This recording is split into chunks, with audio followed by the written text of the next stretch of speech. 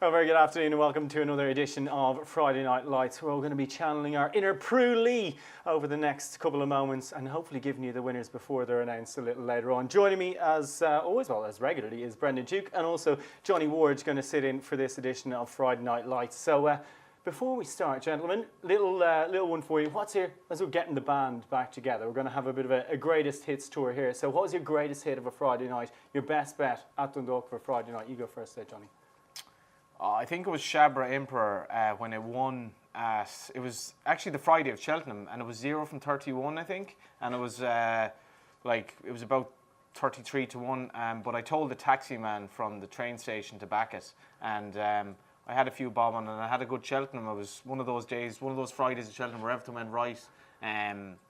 Possibly the day Alderwood won the Grand Annual, but a lot of winners, and he came up as well, and he's actually become quite a good horse since he's won a few races, so that was my best price winner there anyway. Good stuff, Brendan. I should say, Tom, I don't have a great record in Dundalk, not to put the viewers off. Why are you on the show then? Well, all about Dundalk. But I might just be coming into my own, because I went up there for the weekend. I spent the night there last Friday, and I did manage to back that Gold Rush, which you all put up, and she's a teak tough filly. Absolutely. So with recency bias, Gold Rush is my best ever winner. Well, I'd actually be in the Gold Rush boat as well, right? Before we move on to the good stuff, going to hear a little bit about Del Mar. Do you fancy anything on Friday night? You mentioned perhaps September in that fillies and mares turn. Perhaps September, yeah. She does, despite her action. I've got her completely wrong in terms of ground. She's a much better filly on better ground. Unlucky in the fillies mile, and I think she'll take a lot of beat. Good stuff. Right, on to the Friday night action. Then we start off with a tricky little maiden. Anything stand out for you in that?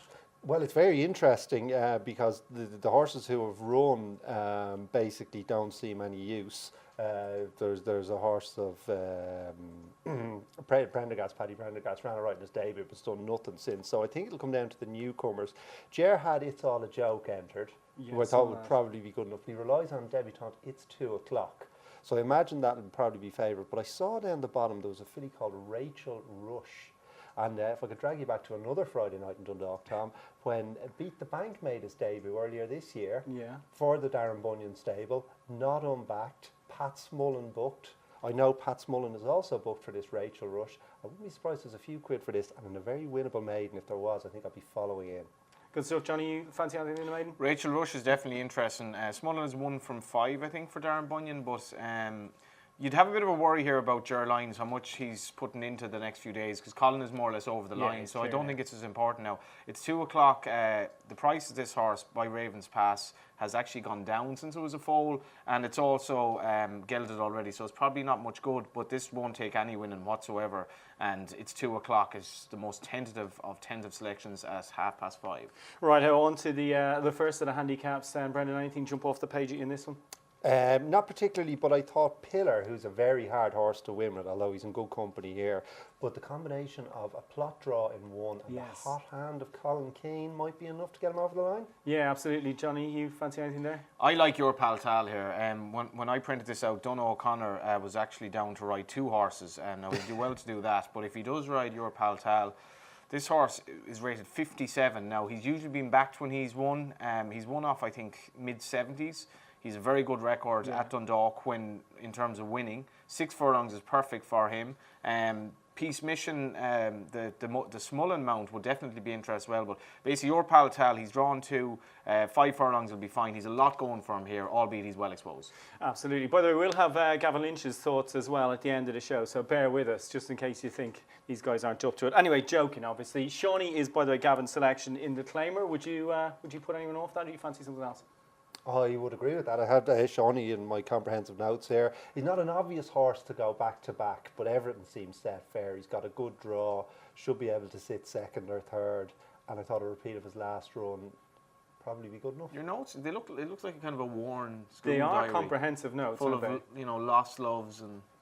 Oh yeah, it's shorthand. It could be anything here. Yeah. You can't read it though. I didn't take down as many notes. I'm going with Reckless Lad here. This is a really trappy race, and Shawnee, I think, might be better over 7, but Declan McDonough got on very well with him last time. you know, it's been a very disappointing year for David Marnan. He's had Yeah. a poor strike rate, and Shawnee has done his bit with a couple of seconds and a win. Reckless Lad has an excellent record around Dundalk. He's very consistent. In fact, he's had 29 all-weather runs, and 16 times he's been in the first 3.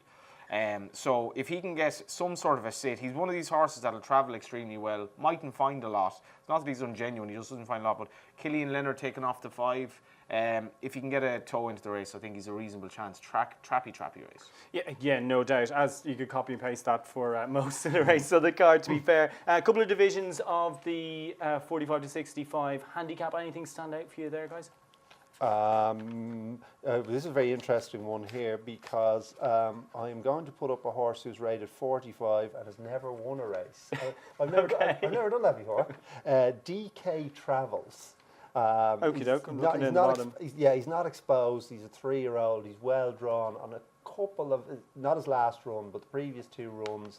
If he repeated those, I thought he was likely to go close. Good stuff. Johnny, anything jump out in either division of the handicap? Have we skipped to 7 o'clock?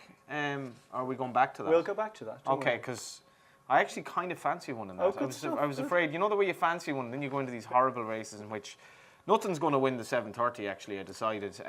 But if something does, Dynamite, right? Now this horse is from a stable in Kilkenny. Hasn't had a winner in a few years, quite a few years. Chris Hayes rode this horse last time. Lied up very well over the mile and weakened quite tamely, but that was its handicap debut. Doesn't have a bad pedigree. I think it's the first fall out of a decent enough winner. And if the horse can be held on to a bit longer over the 7, it'll travel very well. I actually give that a fair chance in the 7:30. And seeing as though we are going back to the 7 o'clock, I'll give something for the 8 o'clock as well. Night Flight, I think, also has a bit of progress in him. And not a bad trainer, the boy Murray, does well with what he has. And this is classic Dundalk. Get the worst race there and divide it. Yeah, no doubt. Anyway. Right, the other handicap on the card as well, the 6 furlong handicap penultimate race. Anything stand out in that? Yeah, this is a good heat, isn't it? Yeah, this is competitive. Yeah, I thought very pleasing comeback for Grey Danube. Yeah. Now there's arguably a bit too much pace in this race because he's a horse who likes to get on with things. There's plenty of competition for the lead, but I don't think he has to lead. And I expect him to come on for his comeback, and that'll probably be enough here. Okie doke. Johnny, you fancy anything in that? Dukey's nailed on about the pace. Like Grey Danube, Geological, Have a Nice Day. They're just 3 of the potential pace setters. So you're looking for a closer. I looked hard, and the best I could come up with was Alfredo Arcano for that good. I was gonna pick him aforementioned David Marnan. Yeah. So he's going to go from 0 to having a double or a treble on the Hopefully card. so. Ushinor, you know, a lot been written and said about him. Good rider. The key with this horse, he's drawn 1. He loves to travel off a good pace. And even though his form falls a bit short, I think he's unexposed in terms of proper fast run handicaps. Certainly on the all-weather where he's a good record. And he's only a 3-year-old. Yeah, he looked like he's coming back into form last time out as well. Right, we'll go to your 7 o'clock and then we'll go to the last race. Come on, big selection here, Johnny. I'm not sure about your chronological, mismatch going on here, but let's go for Harmony of the Stars. Dukey, you're nodding in agreement. Oh, fantastic. In your shorthand. Absolutely. So is that all we got to? Harmony of the Stars, well-bred horse, very nice debut behind Massive Central back as if defeat couldn't be countenanced. Shaped well and just stayed on nicely from off the speed. Looked like it would need the experience. I'm a fan of Johnny Murtagh's horses after they've had a run, and probably my nap of the night. This is not a great maiden. KG has first start for Sarah Lynham, who actually had a big price runner, finished 3rd on Wednesday night. And then you have Spring Garden, who's fairly exposed, and Light Laughter, moderate enough run last time. So this is a nice race to have a bet in because Harmony of the Stars could be an each way price. And there aren't that many you could put up against it. Absolutely. Right, we'll go on to the lucky last then. There's a really bred one here that I quite like in this, actually, Munitsa of Dermot Weld. And if there was a sort of family gathering, this one, it would be the absolute run to the family, but still off around mark around 82, Us I two think. or the horse? No, the horse. I think it's related to Murad and Morian and Morilian. Anyone else going to... Proper Aga Khan pedigree. Yeah, Proper absolutely. Aga Yeah. I like Elishpur here, Dukey. I don't know what you think, but Elishpur, last run on the all-weather, which I think was its only run on the all-weather, certainly in Ireland, was second to Rashan.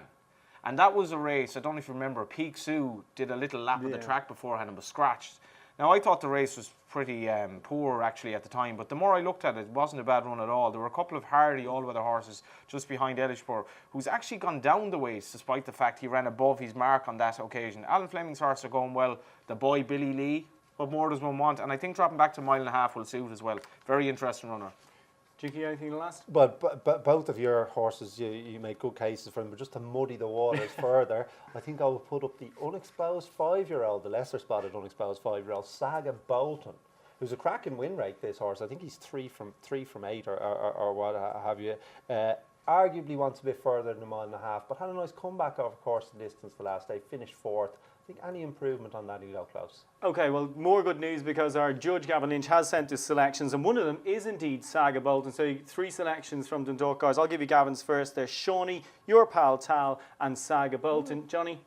Am I supposed to say Best bet, something? we'll My follow best that. bet. Gavin is a great judge as well, and he's obviously working without price at the moment. But what a judge he is! I certainly, and I'm happy that he's gone with Your Pal Tal.